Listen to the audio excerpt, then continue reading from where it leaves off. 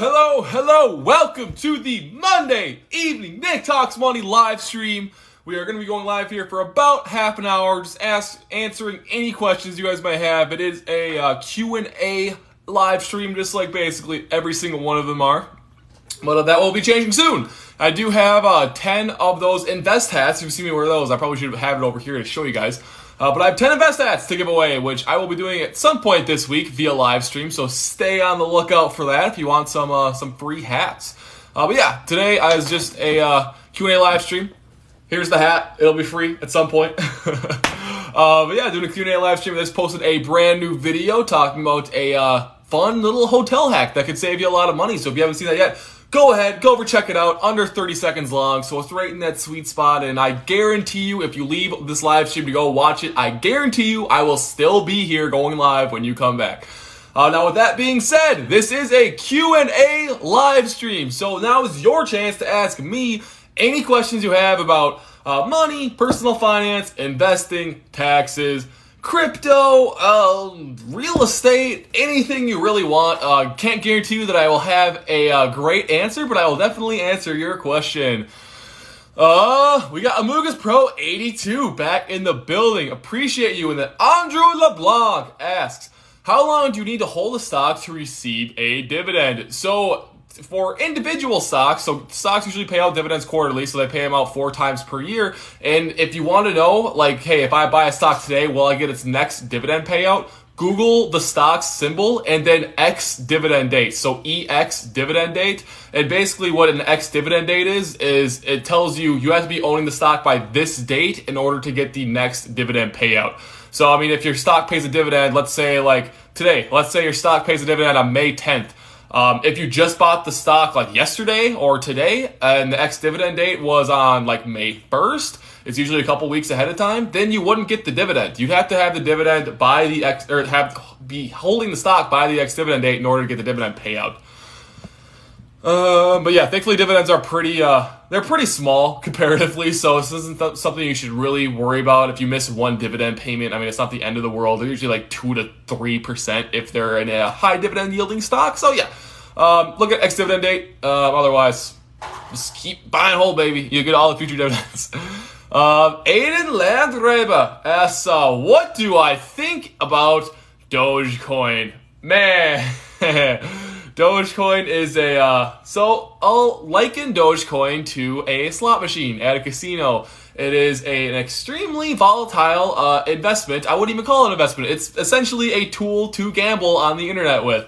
I say this because Dogecoin literally has like zero intrinsic value. Its only value comes from it being a meme coin and coming from a lot of celebrities, especially one Elon Musk, maybe a little Tom Brady.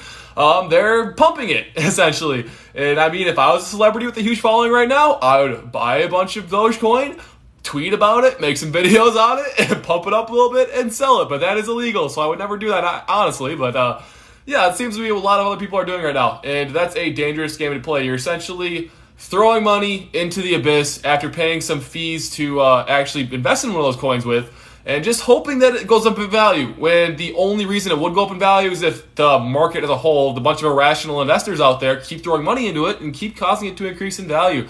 But the creators of Dogecoin never intended it for it to have any actual real value. I remember I saw a funny story about one of the co-creators.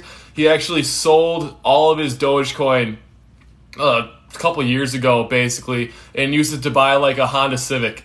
It was like 30 grand or something, and he sold all of his holdings. I think now that would be many millions. So he's probably not really too happy with his choice there. But yeah, I would not personally invest in Dogecoin. If you do want to invest in Dogecoin yourself, only invest in a certain amount of money that you'd be 100% okay with losing all of it. So if you had $100 right now, you would go put that $100 into a slot machine, pull the trigger or pull the lever, not pull the trigger, and you'd be okay with whatever happened, then that's great. Then you can invest in Dogecoin. But if you wouldn't be comfortable doing that, if you wouldn't be comfortable if your $100 just like flew out the window of your car and fell into a river and you never see it ever again, then hey, don't invest that into Dogecoin. It's super volatile and very high risk and potential for high reward. Ash S11 asks, can you please say happy birthday to my little sister? Yeah, happy birthday. It's awesome. Let's see. I know you said other one. Her name is Yasmin. Happy birthday, Yasmin, or Yasmin, however you like to pronounce it. You have a wonderful older sister on here asking for birthday shout-outs, and you're definitely going to get them. Micah15 says, hi, hello, welcome to the live stream. We got good morning, lads, in the building again. And good afternoon/evening, lads. Thank you all for hopping on the live stream. Gavin's XP asks, how do you get money when you are under 17? By working. Yeah, you could, obviously, when you're 16, in most places you can get a job just because you have a car and you can travel places and do various forms of paid labor, which, especially when you're young, are not usually super fun. These usually involve, like, working at grocery stores like I did, doing landscaping, doing a lot of other, like, unskilled jobs, basically just doing hard labor. So that's obviously an option that you do know about and probably one that you want to avoid as much as possible. But the one upside of these things is, hey, they're guaranteed to pay you out money. I mean, if you work there for X amount of hours, you're going to get X amount of pay every single time. There's no variability. But if you want to start a side hustle, there are plenty of options out there. This website called sidehustlestack.io, I think it is. Let me just confirm that that extension there. Sidehustlestack.co, not io. They basically list out every single side hustle imaginable, so you can really go down the rabbit hole and see what you want to do. Like, I know they have like gaming on there. They have just straight up like not traditional side hustles like Uber, DoorDash, etc. on there. So if you were more interested in those, you can go there, and that's also a more guaranteed payout. But you can do other things like podcast creator, YouTube creator, TikTok creator, and just really see a breakdown of what all is needed and how people generally have success in those verticals. But again, a lot of these you're not guaranteed to get a paycheck. I was lucky enough when I started a YouTube channel at 15. Within a couple months, I was making a couple $100 a month, and that turned into a couple thousand bucks a month. And I was on there playing Minecraft, making Minecraft videos when I was 15, 16, 17. But that's not guaranteed. Income coming from those sources is not guaranteed. It takes a lot of upfront work, and there is seemingly no light at the end of the tunnel at some times. I mean, you're just posting video after video, getting no views. You have to keep shamelessly self-promoting your videos on different platforms. That's even harder to do if you want to start something like a podcast. I mean, first of all, you have to find something to talk about that you can repeatedly talk about every single week. And then podcasts are notoriously hard to gain traction with. Like, that's why I started something like TikTok, where if you wanted to get into the content creation game, I would say, hey, start a TikTok account first if you're whatever niche your content is going to be into, if it has some application on TikTok. Like, if you can make videos short enough for like 30 to 60 seconds long, which I think most niches can really fit in that category. I mean, personal finance, investing, the stuff I'm doing is a super complex topic, but people, I'm still able to fit it down into a little bite-sized pieces, although obviously you're not going to get a great explanation on a lot of things. It still works. So I'd say, hey, start a TikTok, and the great thing about TikTok is you get organic viewers, and you're guaranteed to have viewers on all the videos that you post. Whereas with YouTube, like, hey, you post a video, it's not going to get pushed out to anybody, and you basically won't get any views until you have an audience or until the algorithm decides to put your video on like the recommended tab on the right hand of someone else's video for maybe one person, and then if they click on it, they'll maybe they'll post it out to more. But with TikTok, I mean, especially with your first 5 videos, they're guaranteed to get pushed out to a couple hundred people. So if you're doing something good, if people find what you're doing interesting, you're gonna get a following, and it's the best way to build a following and start earning a side income, at least as a creator. But hey, like I said, the most guaranteed way to get money is just by doing a traditional job, as boring as they may be. They do teach you a lot of life lessons, and at the bare minimum give you a lot of motivation to be successful in life, so you never have to work a job like that again. I know I never want to do what I had to do for work. I think like the 4, 5, 6 months I worked at Cub Foods right before college. It's like a big grocery store chain. Never want to do that kind of work again, so I want to make sure that never happens. Good morning, lads. Asks, Dave Ramsey says that mutual funds are better than index funds because they are able to outperform the market. That is a really hot take by Dave Ramsey, and I'm actually really surprised he said that, because I figured most of his takes were smart. I know he has some really not super up-to-date views on debt, but I think David Ramsey here is like 100% wrong regarding to investing in mutual funds over index funds. For those of you who don't know, mutual funds are So it's a collection of investors' money that is under the control of a fund manager that basically picks an index like the S&P 500 and is like, hey, I'm going to beat that index and give high returns to my investors. Because it requires so much work, I have a whole team of analysts working for me. I'm putting so much research into this stuff. I'm going to charge you a higher fee to do all this, but it won't matter because I'm going to outperform the market, and your fees are going to be worth it. But in reality, 96% of these mutual fund managers fail to beat their benchmark indexes any given year. So really, what are you paying these guys for? They underperform the market, and they charge you a lot more money than a typical index fund is. So I really want to know where Dave Ramsey is coming from. I mean, in the early days of investing, probably when he was a younger lad, they were a great investing tool because, hey, you didn't have index funds yet, you didn't have ETFs yet, but we did have our mutual funds that gave you the diversification that basically individual stock picking just didn't provide just back in the day. But these days, we have a lot better investment vehicles like index ETFs and index funds that are very low fee and that just track the market returns. And if you just simply do that, if you buy and hold an index fund that or an index ETF that tracks the entire market, doesn't charge you basically any fees, you're going to outperform basically every single mutual fund on the market. Maybe not in any 1 year. You're still going to outperform most of them in any 1 year, but you're going to outperform basically every single one of them going for multiple years. I completely disagree. Stay away from mutual funds. They are a terrible way to invest your money. Amugus Pro 82 asks, does going to college make your paymate in a job more or less? So I'm asking if you're wondering, hey, if I go to college, do I get more money if I go work at a job somewhere? And yeah, that's the general idea.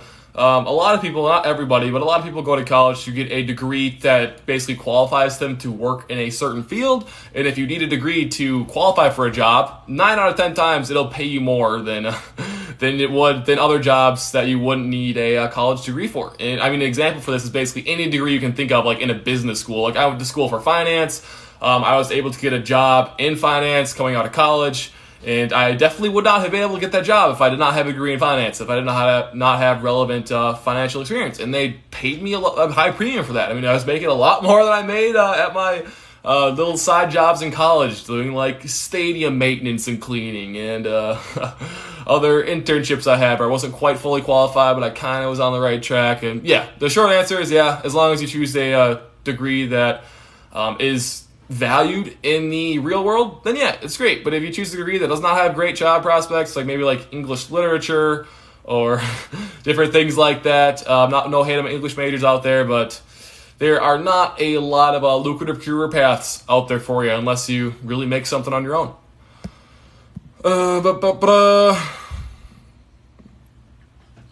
Palantir earnings tomorrow. Yeah, we'll see how it goes. Knifing to fishing asks, have I ever heard of Rare Americans? No, I haven't. I'd be happy if you expanded on that. I'm interested now. Tina's Unique says, hi. Hey, how's it going? NS says nothing. Appreciate the comment anyways. Are all the homies cute by coincidence? Yes, all the homies are very cute. Jack OBOXO asks, how do you graduate school without debt? Well, it's easy. Just get a full ride scholarship, right? No, I mean, in most people's cases, mine included, just graduating a typical 4-year degree program without debt is highly unlikely, if not near impossible. And honestly, student loan debt isn't the worst thing in the world to be holding, because as long as it's they're federal loans, then they're going to have pretty low interest rates, and especially in today's day and age when federal student loan payments are deferred, along with interest payments are deferred, so you don't have to make any payments in your loans until October. A lot of times, student loans really aren't that big of a deal, but where they do become a big deal is if they're very high balances. That is not great for anybody, no matter what the interest rate is on there. But if they are private student loans, so it's loans given to you by private banks and not the federal government, they usually have pretty high interest rates that can really create a debt snowball and really ruin your finances if you don't get them taken care of early. So I would say the most important thing you can think of, or the most important thing you can prioritize when planning your college basically funding, try to pay for as much as you can out of pocket, whereas you don't need to pull out private student loans. So basically, think of it like, hey, I'm going to get like whatever, 10 grand a year, whatever you can get in federal student loans. I'm going to try to keep my loan amount to that. I'm going to do whatever I can, go work a side job, apply to a bunch of different scholarships, a bunch of different grants, do work, study, etc., and basically earn as much money as I can so I can make payments on the tuition outside of what I have to pay, what I'm covering with my federal student loans. As long as you keep it to your federal student loans, you're going to graduate with maybe like 20, 30,000 in federal student loan debt. This is all going to be an interest rate of probably like around 4%, which is not bad at all.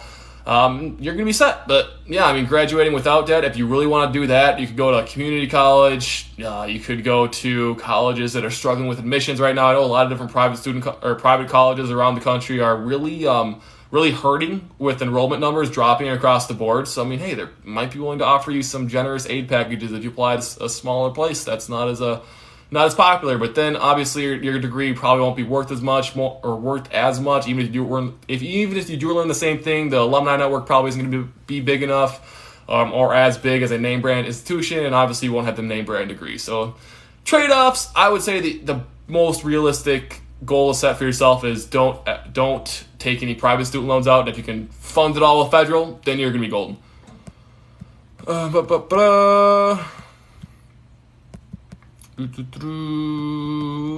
We got a lot of join the funny cat cult comments in here.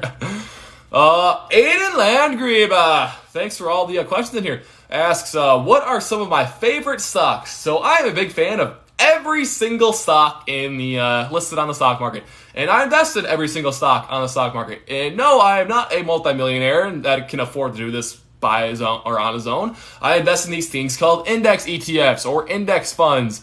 That basically track an index like either the S&P 500, which is basically a conglomeration of all 500 companies not all 500 companies in the United States, the biggest 500 companies in the United States, or something like a total U.S. stock market ETF that tracks the entire publicly traded United States stock market of like the 3,500 plus different publicly traded United States stocks. And you can invest in either of these funds or either of these indexes for as little as $1. If you go through somewhere like Public that offers fractional share trading, link in bio, slight plug.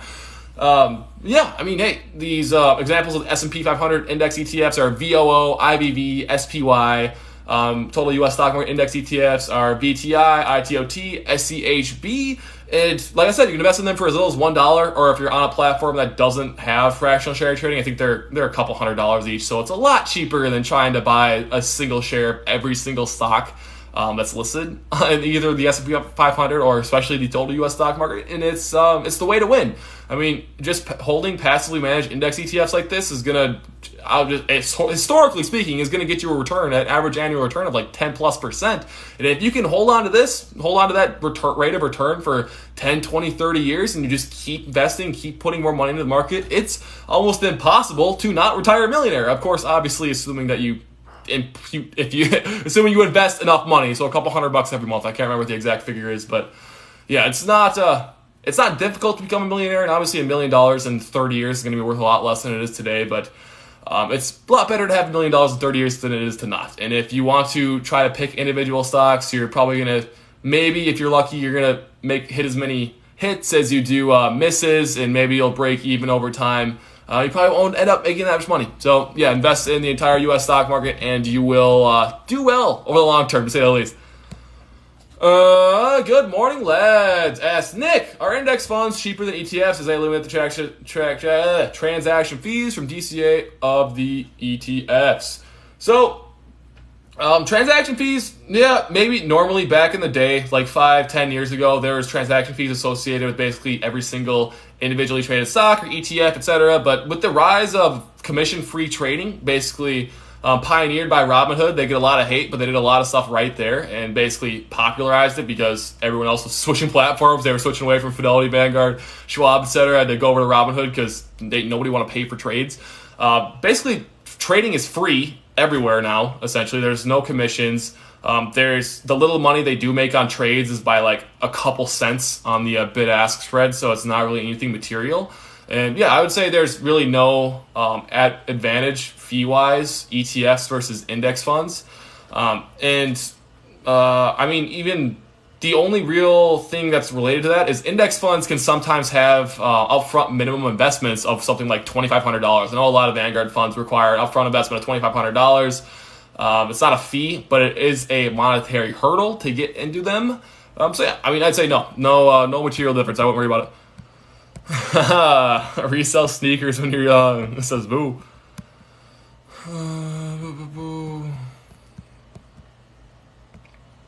Okay, I'm gonna refresh these because I know I was going a little slow. I just want to make sure I answer questions of people that are actually still on the live stream instead of answering questions from 10 to 15 minutes ago. Okay, let's see if anything refreshes. Otherwise, I will start answering these. Okay, Jack. Oh, we already answered the next question.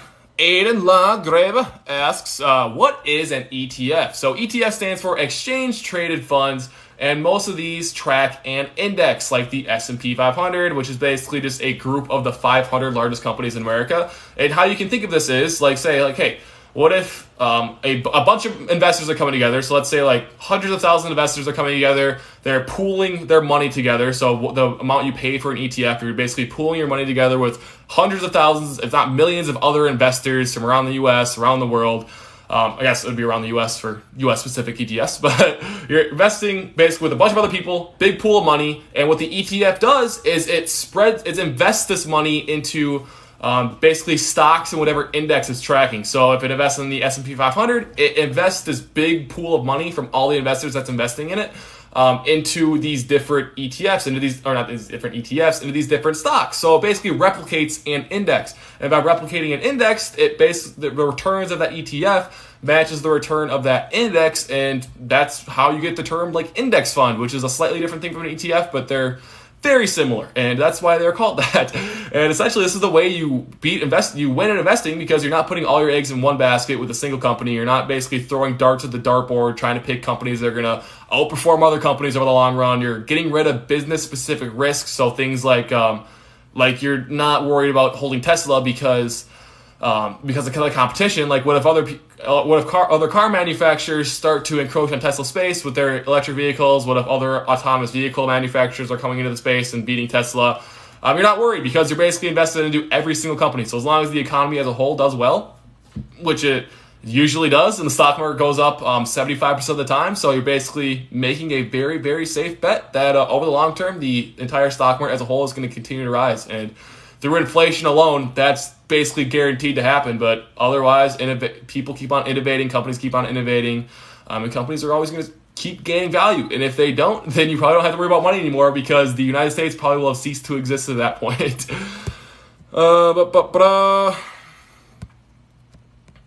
Skippity Pop Pop asks, if I get tuition reimbursement from my job, should I invest or use it to pay my tuition right away? So the safe thing to do would be to use it to pay your tuition off right away. But if you are able to get, the only scenario where I would not use this to pay off my tuition right away is if you qualified to receive federal student loans.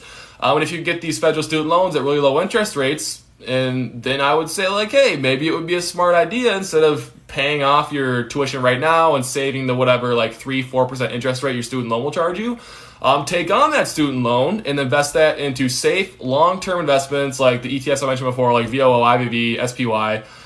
Just hold those for the long term and then make minimum payments throughout the entire course of your loan. But maybe that's even not even allowed with through your employer's tuition reimbursement program. Maybe they do require that you use it to pay off tuition right away. Make sure you read the fine print. Make sure you read HR to make sure everything's in order here, so you don't get that taken away from you. But yeah, safe thing to do, use it to pay off tuition. If you want to be more aggressive and you do qualify for low interest student loans, maybe invest it into ETFs. Perry Mayo Jr. asks, explain good debt versus bad debt, how to eliminate bad debt. I need help with that. Yeah, so good debt is essentially anything that's low interest that helps you make more money. So the good debt I'm currently holding are federal student loans. I have 20,000 in federal student loans.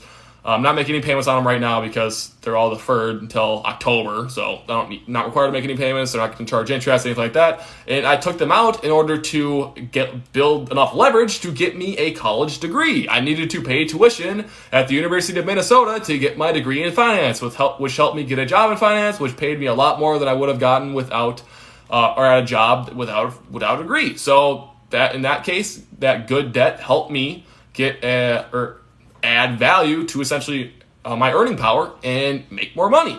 And another very common example of good debt is a mortgage on an investment property, where you can buy an investment property, rent it out, get cash flow from that property, and you're essentially using cash flow from that property to pay off the mortgage, and the property is appreciating, and maybe you're netting some cash on top of that. So that's good debt, making you money.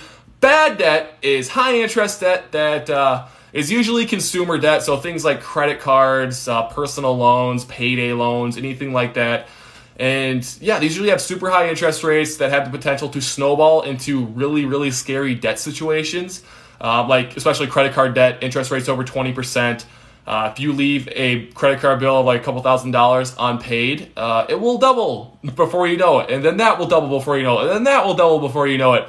So the only really real advice I can give you as far as like getting out of bad debt is make that your number one priority. Make as many sacrifices as you can today with your current budget, with your excess spending.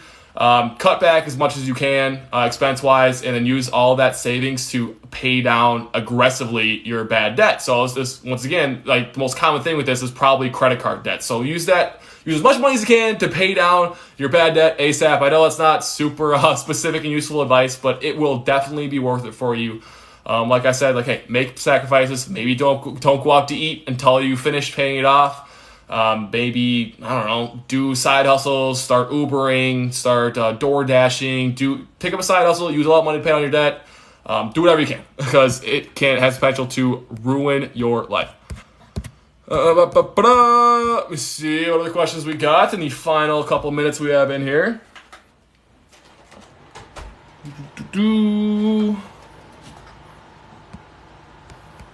morning, lads. Asks, are REITs a good investment to add to my portfolio as a young investor? For those of you who don't know, REITs are real estate investment trusts, and they're essentially companies that hold real estate that and the appeal of REITs is that they pay out really high dividend yields. So whereas like an average stock in the S&P 500 pays out a dividend yield of like 2%, REITs tend to pay out dividend yields double that, if not triple that. So they're really attractive investments for people that are like, hey, I want a strong dividend flow every single year.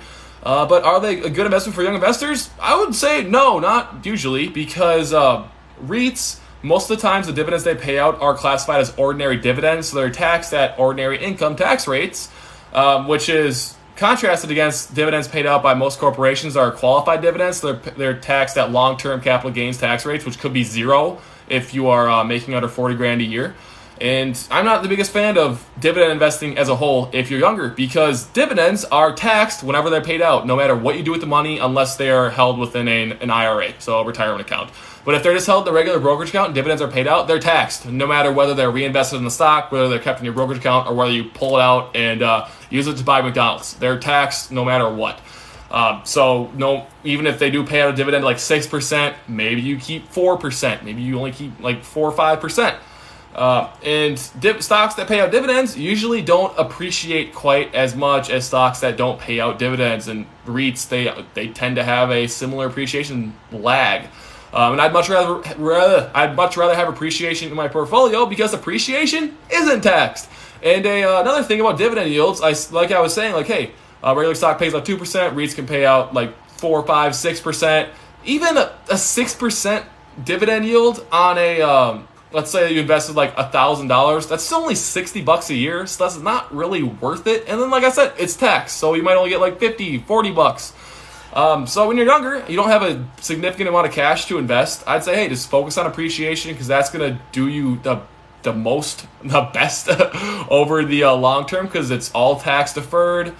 And those companies are usually going to end up appreciating a lot more than the dividends are going to pay out, because the S&P 500 appreciates at an average of 10% every year, so that's a lot better than the 4, 5, 6% dividend yield that's being paid out. And like I said, if you don't sell the stock, it's not going to get taxed.